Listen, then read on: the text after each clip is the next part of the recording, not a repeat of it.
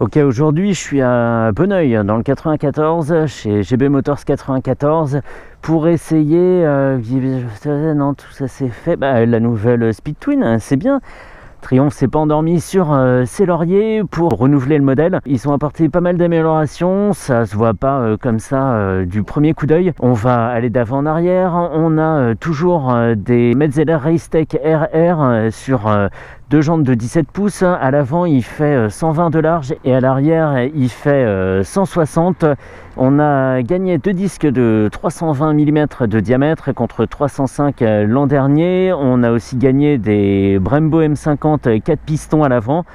Une fourche Marzocchi en puissance, elle fait maintenant 100 chevaux. La puissance est dispo 500 tours plus tard, 7250 tours.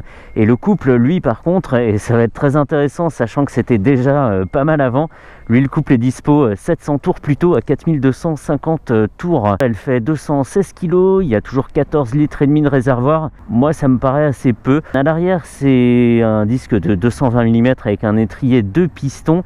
Et que dire d'autre? Le prix, lui, il n'a pas augmenté beaucoup. Avant, elle était à 13 000 €. Maintenant, elle est à 13 300 €. Pour autant de nouveautés, c'est vraiment pas cher payé.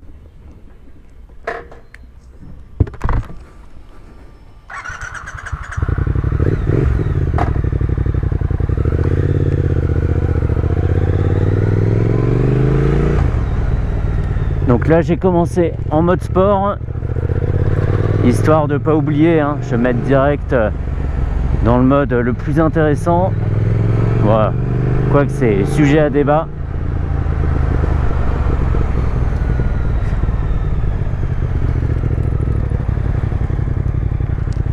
Alors sur le papier ça paraît pas énorme ces changements, mais apparemment on sent vraiment la différence. Les 3 chevaux en plus, je suis pas sûr. Le couple plus tôt, c'est possible que ça soit perceptible.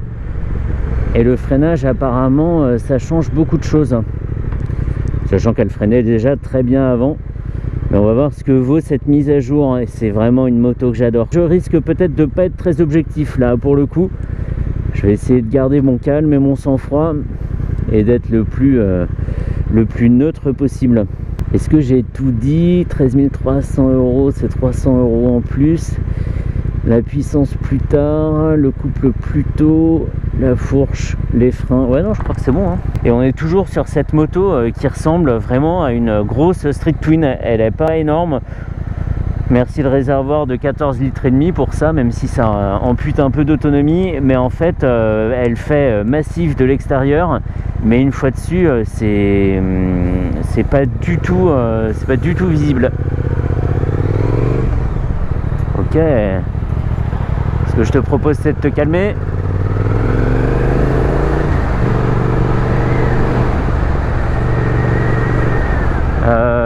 Non, on va aller par là, tiens.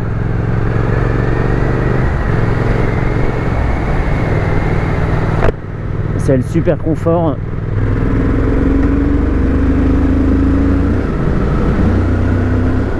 Tout sur le couple, là en 6ème. Là, j'ai un peu abusé. J'étais très bas. Par contre, ils n'ont pas revu la présentation des compteurs. Je les trouve toujours difficilement lisibles.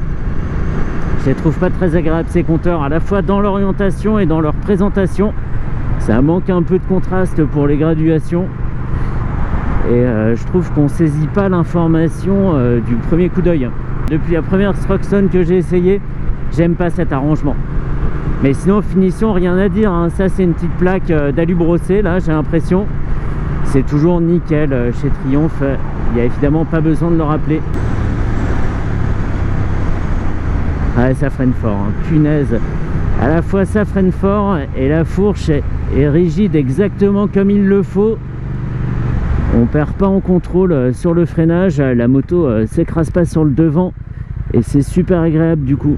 On a une moto qui reste très unie même dans le freinage. Très rigoureux tout ça. Sans qu'elle soit tape-cul en même temps, c'est pas du tout désagréable à rouler.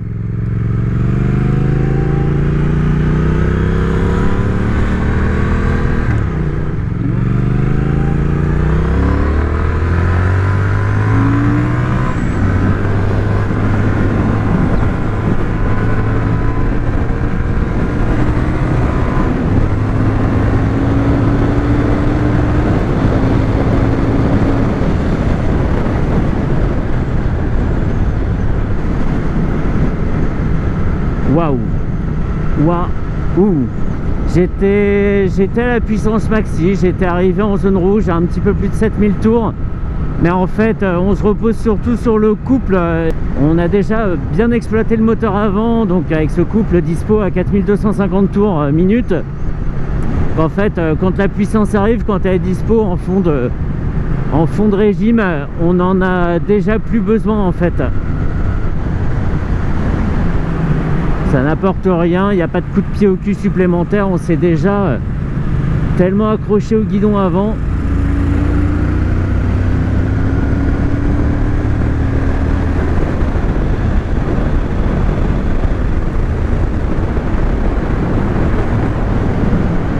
C'est hyper précis en fait. Là j'étais vraiment posé exactement au bon régime, un tout petit peu avant 4500 tours ou même à 4500 tours, et la réponse à la poignée n'est pas du tout la même.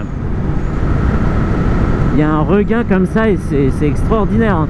Toujours avec cette poignée de gaz très très courte dans sa rotation, on n'a vraiment pas un grand débattement sur la poignée, et en même temps c'est facile à doser. La démultiplication est pas très importante et pourtant on n'a pas une moto qui accélère énormément quand on le veut pas. Ça c'est super bien maîtrisé. Oh le freinage, punaise, ça y est, les plaquettes ont chauffé là. Poup poup poup.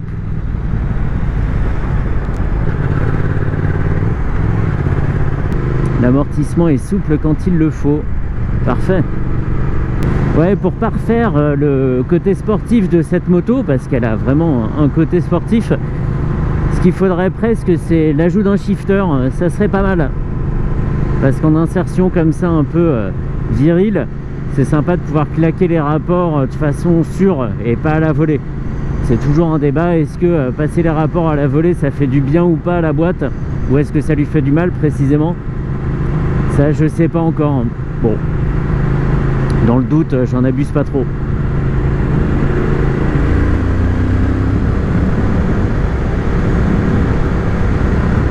J'adore.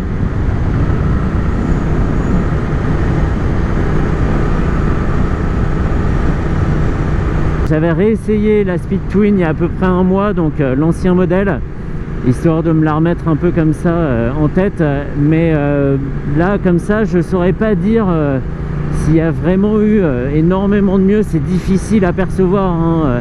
Alors quelqu'un qui n'en a pas, qui achète sa première Speed Twin, c'est bien d'acheter celle-ci puisque le prix n'est pas beaucoup plus élevé que l'ancienne.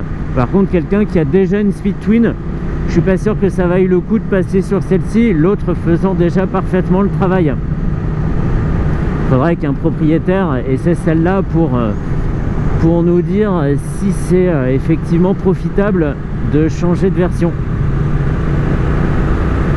Mais sinon voilà, hein, c'était un essai tout court, un peu comme une mise à jour du précédent essai, puisque c'est une mise à jour de la moto, ça paraît logique. Très facile à prendre en main, hein. Donc je disais, malgré le gabarit qui peut paraître impressionnant de l'extérieur, en fait une fois dessus, elle fait pas grosse moto.